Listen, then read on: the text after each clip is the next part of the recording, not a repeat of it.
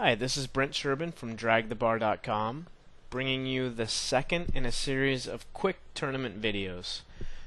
In this video, I'm going to summarize three of the most important concepts in successful tournament play. 1. How to play pre-flop in order to stay out of trouble. 2. Playing in position. And 3. Making decisions based on stack sizes. These are the characteristics that separate the fish from the more experienced players. This video will overview what kinds of hands you should be looking to play in different poker tournament situations, the importance of playing with position in tournaments, and how to use your stack size to dictate your strategy. So first, let's discuss pre-flop play in tournaments. Any player can have success against amateur players simply based on playing better cards than their opponents.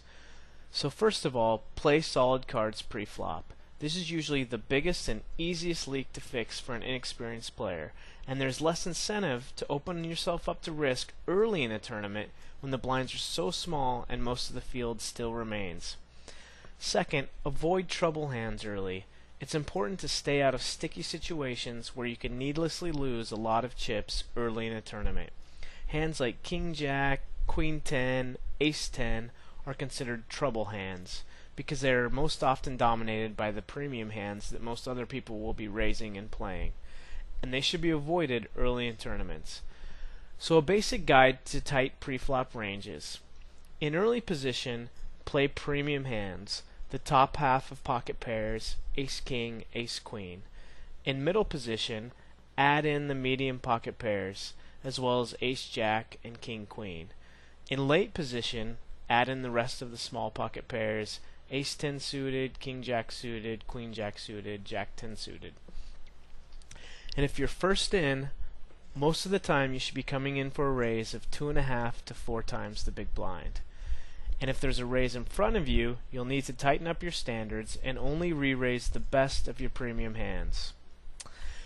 Now as your experience grows, you want to open up your opportunities. So as you become more comfortable in playing post-flop, you can start to open up your game to take advantage of the more opportunities.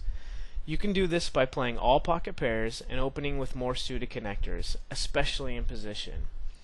Now how do you adjust your strategy based on your stack size? If you find yourself with 10 big blinds or less, it doesn't make sense to make a raise and then fold without getting to a showdown. So if you have less than or equal to 10 big blinds, you should move all in pre-flop if you come into the pot. Next, I'd like to discuss playing in position. Position allows you to act last in every round of betting, and therefore have more information before acting and the ability to control the size of the pot. Here are some factors to help you stay in control. First, follow the guidelines above for playing starting hands pre-flop in early position. Getting into tough decisions pre-flop all begins with playing weaker hands in early position. Secondly, it's okay to play pairs in the early positions, but avoid the speculative hands like straight and flush makers until late position. If you're going to make continuation bets and bluffs, they're much more effective and less risky if you execute them with position. And avoid check raising and making big bets with mediocre hands when you're out of position. Try to keep the pot small by making smaller bets or check calling. If you have only a pot size bet left or less after your opponent makes a post-flop bet and you think you have the best hand, then it's often a good idea to check raise all in, because you'll be able to put the last decision onto your opponent. So let's discuss how stack sizes affect decisions. Generally in tournaments, if you have more than 30 big blinds, you have a competitive stack. It's a big competitive advantage to maintain a healthy stack relative to the other players, because it allows you to use all the plays in your arsenal and put more pressure on the smaller stacks, whom are risking their survival every time they enter a pot against a larger stack. So how does the stack size affect a player's strategy? If you have that competitive chip stack, which is greater than 30 big blinds, this is a comfortable stack, so play your normal strategy.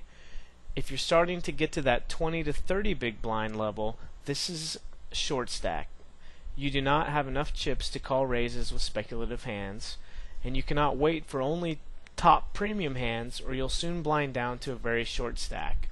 If you come in for a 3-bet re-raise pre-flop, you only have enough chips to re-raise all in. So frequently, post-flop, you will need to be prepared to move all in if you're putting any more chips into the pot. If you have a chip stack in the range of 10 to 20 big blinds, this is considered very short. You're mostly committing to a hand if you come in pre-flop. It's going to cripple your stack to raise pre-flop and make a post-flop continuation bet and then fold. Also, this is the last opportunity to re-raise all in against another pre-flop raiser and have any fold equity, or have enough chips to make them consider folding any hand at all. Now finally, if you're desperate, less than 10 big blinds, as discussed above, you should only be moving all in pre-flop. So, a final note, pay attention to your opponent's stack sizes. The stack size of your opponent definitely does matter. Big stacks should be attacking medium stacks. Medium stacks should be attacking the small stacks, and small stacks should be looking to double up against big stacks. So let's put it all into practice. Log into Carbon Poker and register for a tournament and give these concepts some practice. Try using a solid pre-flop strategy and see if that helps you stay out of the trouble situations and get into the crucial late rounds.